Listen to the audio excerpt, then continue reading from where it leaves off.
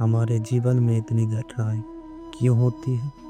कभी सुख, कभी दुख, कभी सफलता, कभी असफलता। क्यों लगता है कि भगवान हमें कठिनाइयों में डाल देते हैं? आज हम सुनेंगे भगवान श्री कृष्ण का उत्तर, दुख और जीवन के रहस्यों के बारे में। मेरे जीवन में इतनी मुश्किलें क्यों आती हैं?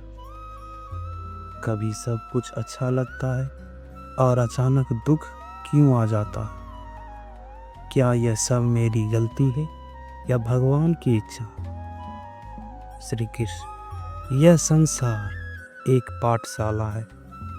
यह हर घटना एक शिक्षा है और हर दुख एक परीक्षा है। तुम्हारे जीवन में जो कुछ भी घटता है वह संयोग नहीं है, यह तुम्हारे अपने कर्मों का फल है।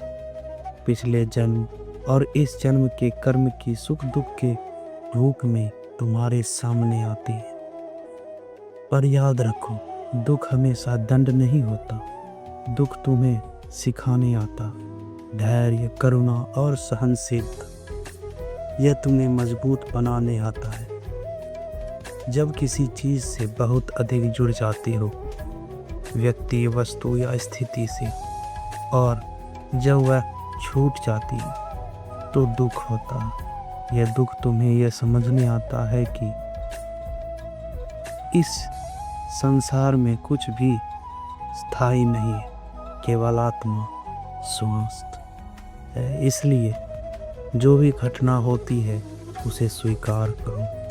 हर कठिनाई को अवसर मानो। याद रखो, जैसे अंधकार के बाद सूर्योदय होता है, वैसे ही दुख के बाद सुख अवश्य आता है।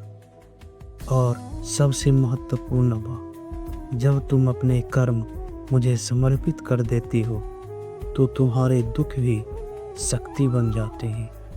समर्पण से ही शांति मिलती है।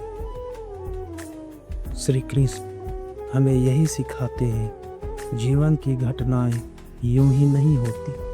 हर दुख एक संदेश है और हर कठिनाई आत्मा को जगाने का अवसर। इसलिए दुख से भागो मत, उसे समझो, स्वीकार करो और उससे सीख कर आगे बढ़ो।